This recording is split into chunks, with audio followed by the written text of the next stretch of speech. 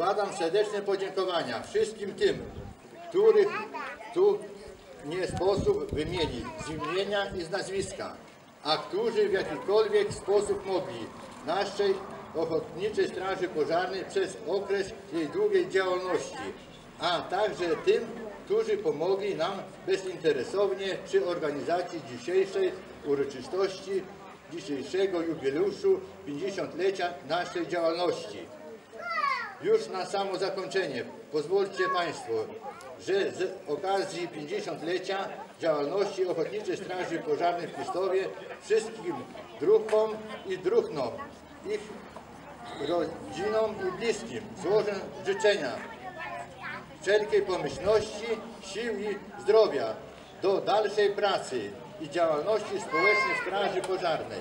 Życzę szczęścia, pomyślności, błogosławieństwa Bożego. Dziękuję Wam, strażacy.